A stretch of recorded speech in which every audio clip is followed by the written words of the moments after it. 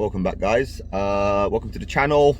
If you're new, thank you very much for looking at this video. Okay, if you haven't subscribed, hit that subscribe button, hit that like button, share with one other if you find value. Just gonna get honest opinions here.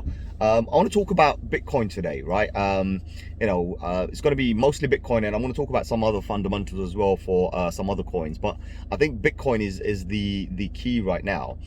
So I want to give you a nice little history of Bitcoin, right? So once upon a time, right, when Bitcoin launched back in 2009, January the 3rd, right, when it officially launched, right? So obviously it was mined and everything, testing and all sorts happened from 2008, actually from 2007 to be precise. I would say end of 2007, 2008, right?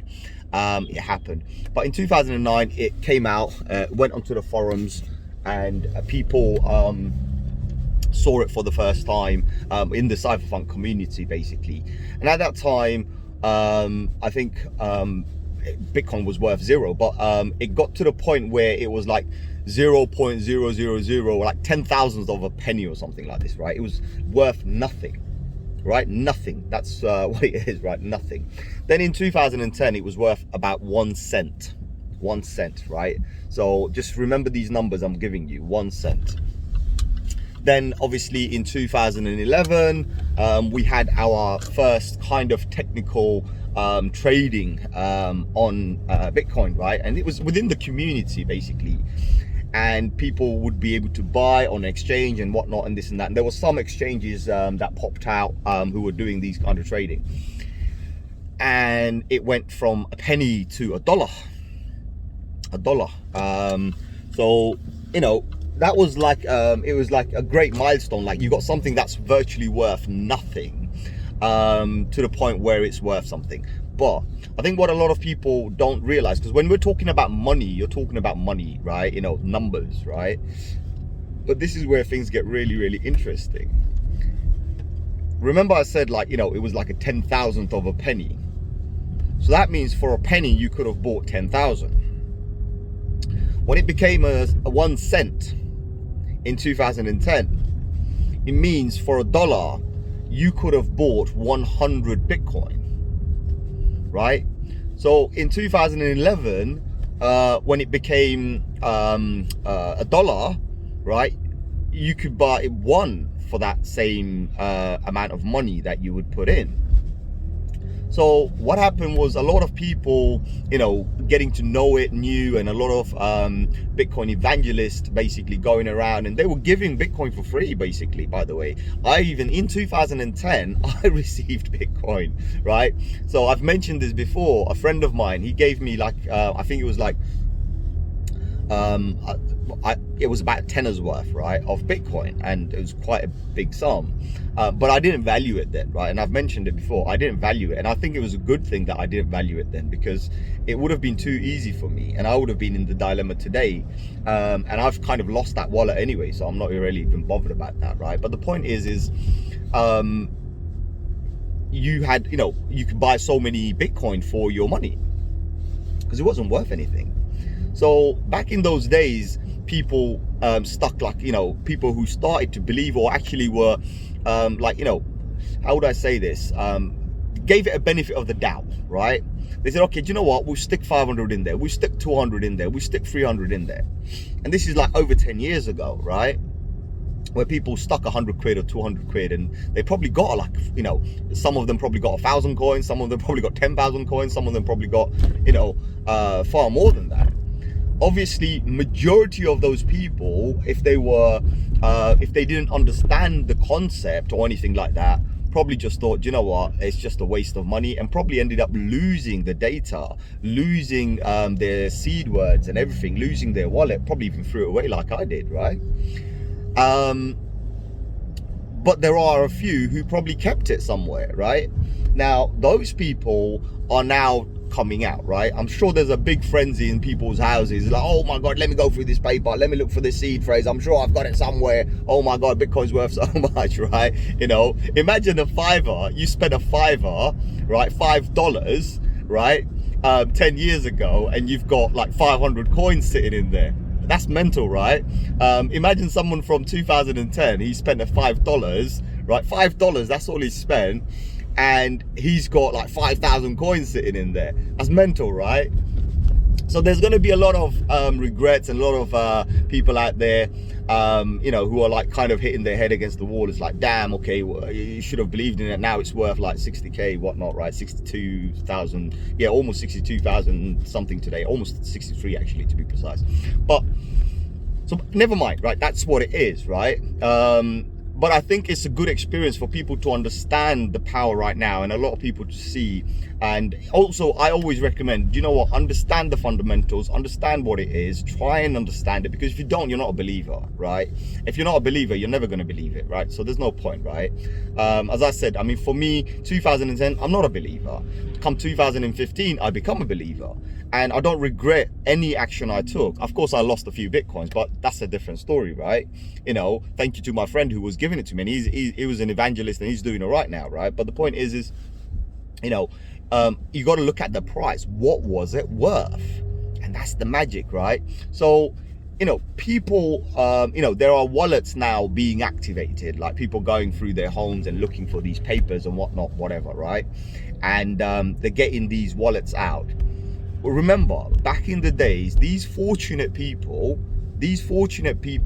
with some benefit of doubt bought maybe $5-10 worth, you know, $20 worth. I doubt that, but just in case, right? $5-10, they probably got it for free. Someone probably handed it over. There's a few people, what was his name? Something Mayers. I forgot his name. Something Mayers. He's part of the Kraken exchange. I think it's Jeff Mayers, I can't remember. But there was a lot of people out there, proper Bitcoin evangelists, right? They were maximalists, I should say, actually, to be more thing. They were going around giving people few dollars worth of BTC, right? You know, they were literally handing it over for free. They're like, look at the power of this. You can send. They were trying to show you the power of money transfer without going through the institutions, right? And they gave people a few dollars here and there, and they're worth a lot. I gave someone, I think it was £5 worth back in 2016. And, you know, the guys said it's worth quite a bit now because he's still got the wallet. So you can imagine, right? You know, end of the day, a very small amount of money could potentially be worth a lot. And that's what's happened. So, you know, in the case of these wallets being activated, there's nothing to panic, right? Because what we're doing is we're also monitoring where the money flow is going, like where the Bitcoin is moving to. And you see, like, you know, 500 Bitcoin just activated, fair play, right? And that was one of the tweets that I shared. And I said, look, don't panic. All it is these are old ancient wallets that, you know, this is the beauty. You can, you know, when I talk about how you can take Bitcoin off the block, off the internet. So this is what someone's done. They've literally put it onto the thing. They've got the seed phrases for their wallet. Back in the days, it was a lot more difficult. So you had to have a seed phrase. Nowadays, it's just easy. You don't even have to think, right? You can put it on an exchange. You don't even have to think. Or you can put it on a wallet and just put your fingerprint on it. It's so easy. But back in the days, it wasn't that easy. It was a lot more complicated. So that's one of the reasons why I didn't keep my Bitcoin that was given to me. But so you've got a situation like that where now people are saying, okay, we've got modern technology, more secure, more everything. Let's move it over to this and probably make it more easier for us to access as well. So a lot of these ancient wallets, obviously, they've synchronized it back to the blockchain, and the blockchain confirmed it. Yep, that's how many Bitcoin you have. And they said, okay, let's move it into a more modern wallet, basically. So that's what's happening, because these coins are not going to exchanges. And I think the people who have bought it 10 years ago are going to be very foolish if they are going to not hold on to it. I mean, if someone bought it in 2010, 2011, I mean, even myself, if I was in their shoes, right, I would think it's very idiotic. I mean, I might take 1 or 2 coins out, kind of treat yourself, right? You know, why not, right? But I think more importantly, what people have to see is that I don't think these people will stash the whole lot. They will understand that, okay, if this could happen in 10 years, then that could happen in 10 years, right? So they will understand, you know, much more better than people who are coming in now, because people who are coming in now only see a 5-10% increase. I mean, these guys have seen thousands and thousands of percent, right? Probably even 1,000,000% increase, right? So that kind of, just put that into perspective and understand that that's a very powerful thing. When someone sees 1,000,000% compared to a person who sees 1% or 10%, right? It just changes everything. So yes, there's a lot of millionaires and there's a lot of billionaires, right? Right now, we've got a lot of billionaires from cryptocurrency wallets that haven't touched it in a long time. So they've gone ahead and they've found the seed phrases and they've done whatnot, right? So that's what's happening.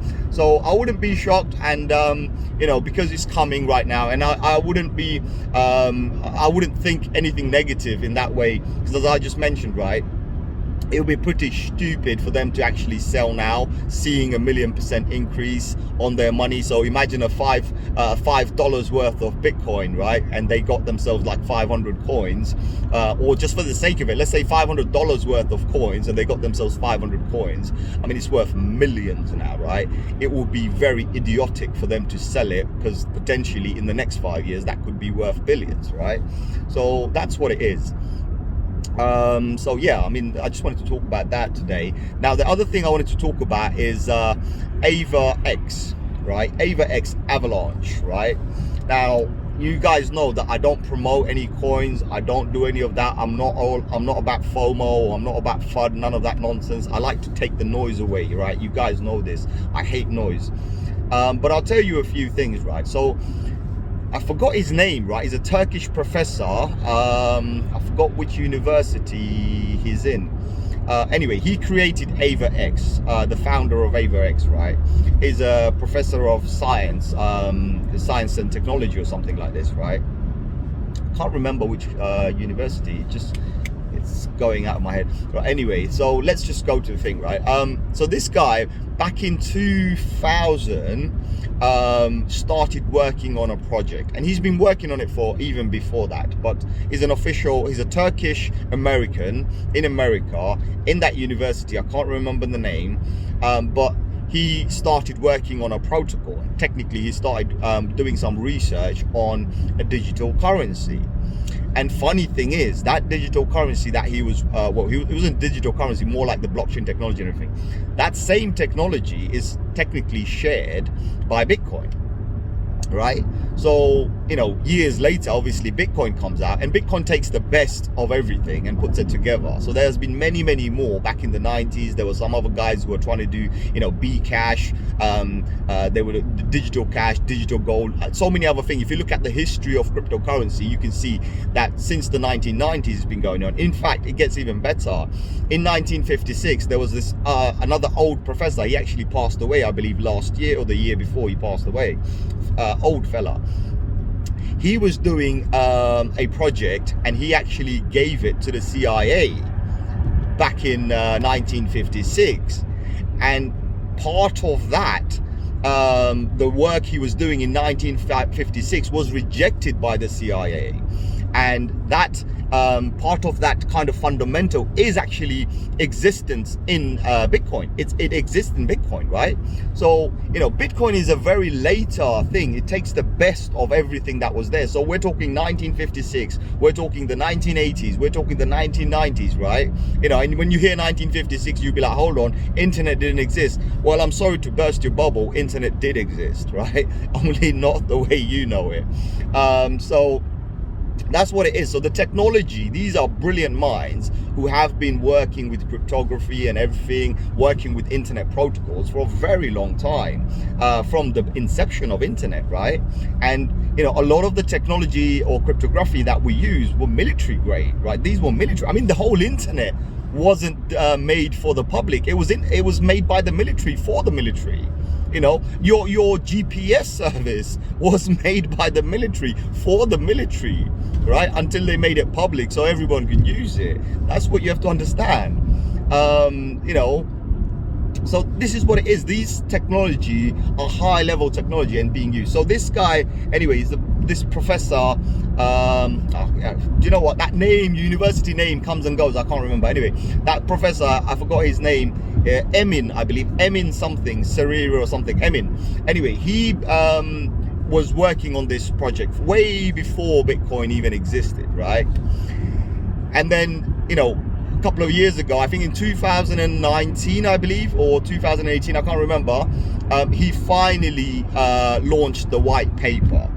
This is the project, and the project was Avalanche, right?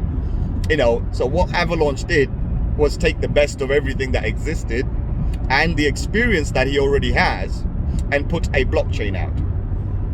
So it has potential. And then, you know, we had I think the all-time high was around $59 or $60 or something like this we had. And then we recently had a nice little dip on the last correction. And since then, I've been very bullish. In fact, I've been quite bullish on Ava from before the bull run started, because obviously this is a guy who understands technology. So, you know, he's an old fella now, but the point is I'm sure this professor, this Turkish American professor, he's got enough experience to do something, and that's what I'm supporting, right? You know, maybe he can be, well, I'm not comparing, but I'm saying he could possibly make something very similar to Bitcoin, but with the power of Ethereum, because that's what Bitcoin is lacking right now. I mean, there are plenty of projects who are trying to put smart contracts on Bitcoin. Like, for example, Blockstacks, they've been trying to do smart contracts on Bitcoin, and they're doing quite well, actually.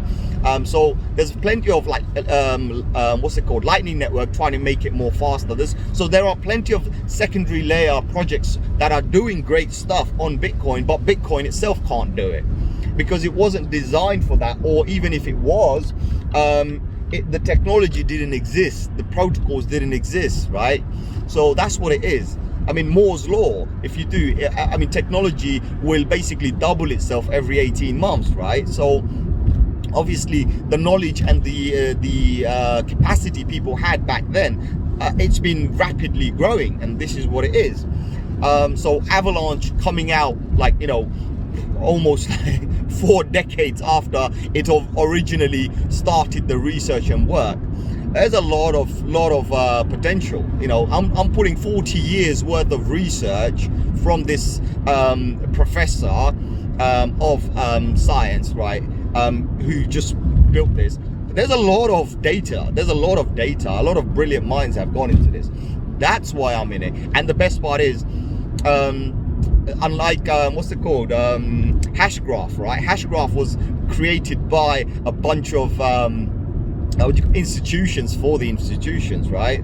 I mean, Hashgraph would probably compete more with XRP. Again, it's an institutional thing. It's got nothing to do with the public. But this is a blockchain, a decentralized blockchain. And that's what I love about it, right? Decentralization is the key, you know, to success. So I have put a good bet on it. So let's see what happens. And then obviously there are plenty of other stuff that I mentioned, like Polkadot, this, that. There's many others. Everybody, so those ones are more of like a hedge against who can be, right? Who can be the next Ethereum, right? So I'm not talking about Ethereum, like take over Ethereum, but taking over a market share.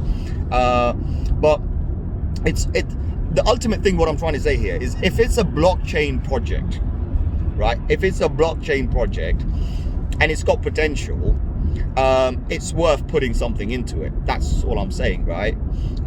Definitely. I mean, any blockchain project, it's really, really good. I mean, years ago I had I put stuff into NEM and all sorts of other coins, but you know what, even Stellar Lumens at some point as well.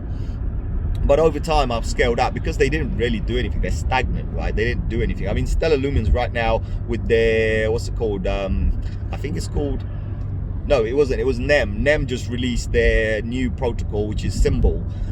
So yeah, they might do something there. But again, I don't know what these companies want to do. You know, but I'd rather stick to the companies who are sticking around and doing their thing, and you know, not changing names and whatnot, right? I mean, it's like Matic. Matic was a side chain to Ethereum, and then they recently rebranded to Polygon, right? We're going to be Polygon.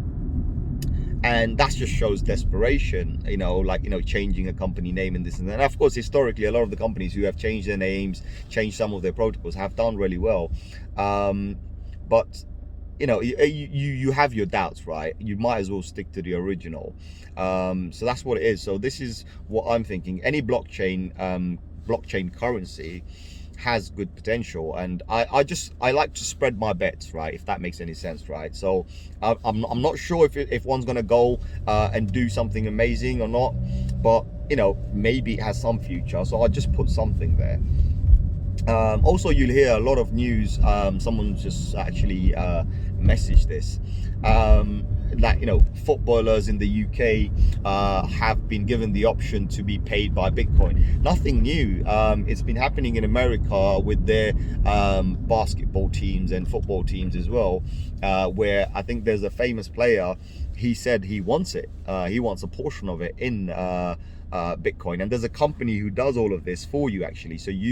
So you pay them in dollars, and then they convert a portion of that and give you a portion of that in dollars and a portion in Bitcoin. And you're going to hear a lot more. Like, for example, everybody knows AXA, the insurance company, AXA.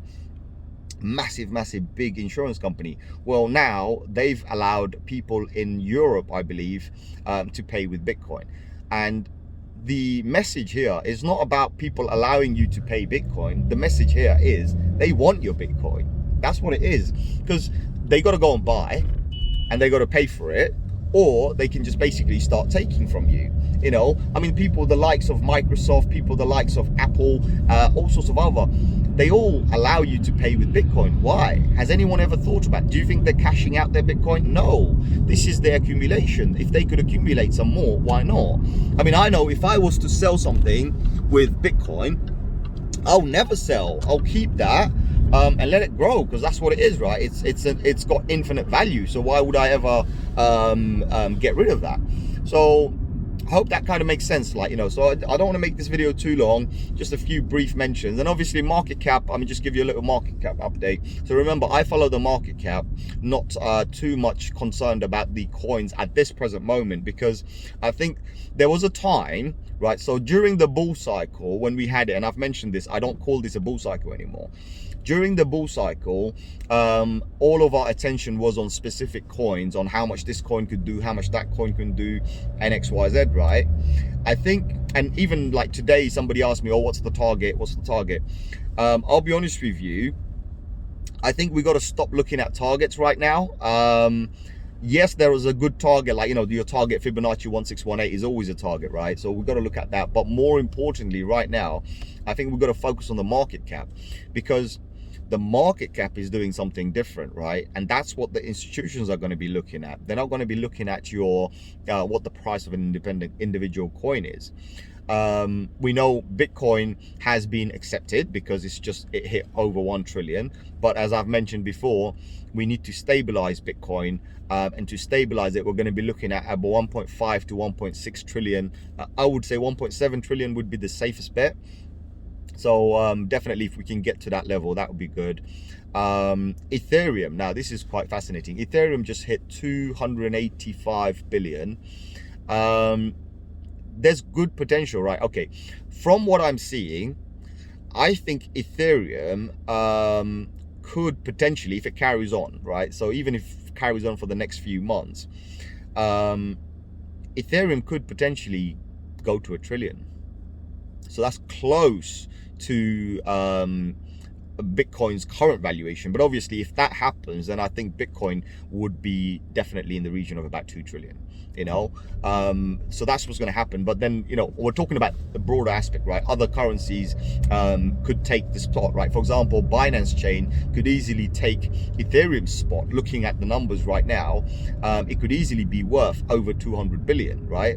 It's nothing. So 200 billion from where it is now, it's at 80 something billion, 83, 85 billion.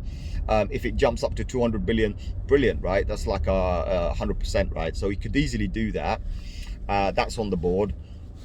The other one, like for example, Cardano, Polkadot, they're all on the board as well. They're currently sitting at the 40 or 45 billion. They could easily double and capture what Binance is doing. But when you add all of these numbers, you'll realize the market cap from where we are today is easily going to be at least 1.5 to 2 times, right? So we could be at the level of 4 trillion to 6 trillion, or even, yeah, easily like 4 trillion to 5 trillion, easy. and that kind of makes the market more stabilized. So remember, the higher the number isn't really volatile. And remember what I mentioned about the logarithmic chart, right? Because you have to look at the logarithmic chart in a complete different perspective as well. Of course, we have the top, right? We have the, market top. But what a lot of people don't realize, it's not every time we hit that. So we hit that in 2013. Yes, we did. We hit that in 2017. Yes, we did. Are we going to hit it in 2002? Well, not necessarily. We don't have to. It doesn't have to follow the 4-year cycle. That's what I'm trying to say here. It could last longer. So, but in between those numbers, look at it, right? We have our ups and we have our downs and everything. So this could easily potentially last longer and go. And as I said, it's the more we stabilize, the less it's going to be a bull run. Right, it's not a bull run anymore. It doesn't look like it. The data doesn't suggest it's a bull run anymore. The data is just saying it's just mass adoption right now. And as long as the prices don't go parabolic, as long as everyone doesn't just go crazy one day, and we don't go parabolic, well, guess what? It's not a bull run, and it's just carrying on. It's going to be more technically, if I turn around and say it's going to be an accumulation phase, trust me, I'm not wrong. Trust me, I'm not wrong. I mean, correct me if I'm wrong in the comments, right? But I think this could be a new accumulation phase, and gives Bitcoin the chance to be a 100K coin. Also, another thing to mention, this is quite good actually as well. Let me just turn around and say this. We recently had all these. We were talking about how Bitcoin could, how Ethereum could be worth 20K. Well, this is something I want to drop in today, right? We know currently Bitcoin is 60K and Ethereum is 2.5K. If Ethereum could be 5K, then I could see 100K plus, like 110, 120K, just doubling the numbers basically. So we're using our existing numbers. We're not going to do anything. So if Bitcoin is worth 120, Ethereum could be easily worth 5K. Simple, right? We're just doing basic maths, nothing more, right? We're just making a speculative maths here. But if Ethereum gets a lot more attention and does all the upgrades, by the way, when we were talking about upgrades, you got the Berlin upgrade, you got the London upgrade. Well, guess what? We've got a Shanghai upgrade as well. There's a few more upgrades coming as well, and each upgrade has like 5-6 different upgrades within them. I think the Berlin upgrade has 4 or 5, I can't remember, or maybe even 6 upgrades. So one by one they're all going to come in. Then you've got the big upgrade, the one everyone's talking about, which is the EIP 1559, which is the London upgrade. That's the biggest one. And for the Shanghai upgrade, we don't know. We only know that it's coming, it's due, but we don't know what the upgrade's going to be yet. The data hasn't been released, right? But the conversation's on. You can see the thread. If you go to Etherscan or if you go to GitHub, you can see the conversation is going on right now. But what the proposals are, we don't know. So there's plenty of upgrades coming, and I think the one everyone's looking at is the EIP 1559, because when you have a burn fee, you make it into a deflationary currency, and that's what people want in Ethereum. In fact, if Shanghai upgrade comes and says we're going to put a cap on Ethereum, oh my god, Ethereum will explode. Then can I see an Ethereum being 20K? Definitely, trust me, I could see a 20K Ethereum, because that would make them everybody go insane, like more bullish than ever. Because right now, I mean, doesn't matter how many coins you buy, there's so many more just being printed, right? So it doesn't really help the system. I mean, it's constantly being inflated, and this is we want a deflationary system. So that would be quite crazy. This is one of the reasons, like, because of the cap, why I like Cardano quite a bit, because Cardano has a cap, right? And at least we know how many we've got, and we know that all of it's in circulation, and that's why I like that. So let's see. I mean, let's see. But I think if we can push to 5 trillion, if we can push to 5 trillion, I think Ethereum will definitely be worth 5K.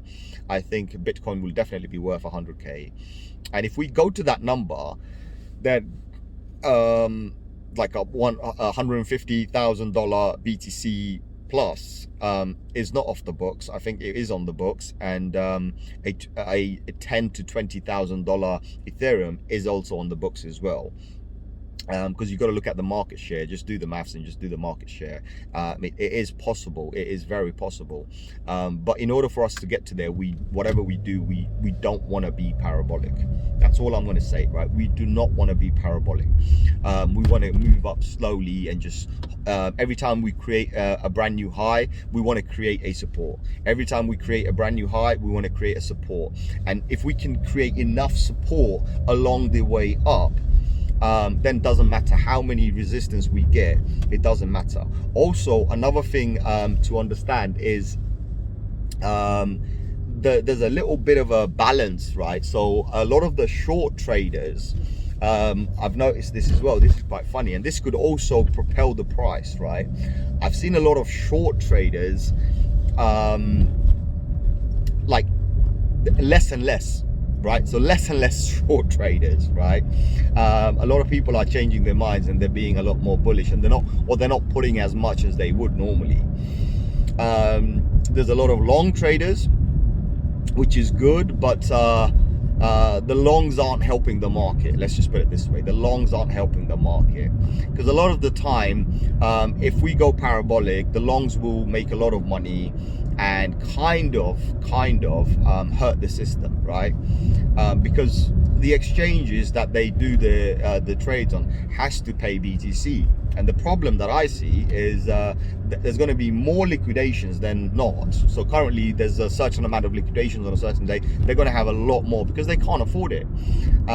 So, you know, bullish but not so bullish, because it does create this spike in the industry, right? We don't want spikes. So yeah, and the reason they're going to be struggling to pay out is because there's not enough BTC available. People are moving Bitcoin out. They're not putting it into an exchange. So I mean, the exchange availability is dropping day by day, and that's crazy, right? You know, and you got to understand, like, what's going to happen as soon as people move out of or there's not enough Bitcoin to buy, or they can't buy it, or exchanges all of a sudden say, well, we ain't got any. Oh my god, that would be the best news on the planet, I'll tell you that. If an exchange turns around and says we haven't got any Bitcoin to sell, my god, that would be the best news, I think, on the planet. So I would love to hear that one. And if that happens, then guess what? Whoever coin number 2, coin number 3, coin number 4, coin number 5, right? Whoever, I'm not talking about stable coins, I'm talking about cryptocurrency. Whoever is on those positions will also explode. So I would keep a close eye on the top 10 coins for that one specific day when Bitcoin runs out of exchanges, you know, because we see a lot of data. We see miners mining it, selling the bare minimum to pay the bills and holding on to the rest. We see exchanges running out, and people buying off the exchanges and taking it off, moving it away. So the availability, there's no liquid supply. And we see everybody else showing interest to be in it. There's just not enough for everybody in the world. It's just not enough, right? And these are all massive good news, and these are all news that could propel Bitcoin to a whole new high and a whole new level. I mean, it's just going to be crazy. I mean, I could see Bitcoin being a reserve currency at the rate it's going at some point. So that will be interesting. That will be really, really interesting. So yeah, I hope this was informative. I just blabbing about and this and that. I'm sure half of it didn't make any sense to you, but look, I'm just doing it off the top of my head. I hope this was informative enough, and I hope it kind of puts things into perspective in what I'm saying. So listen, I'm not a financial advisor. What I say is just my own opinions. If you find value, then share with another. If you don't, then what can I do? So other than that, guys, I'll catch you on another one. I'm gonna go. It's 34 minutes. I'll see you later. Take care. Adios.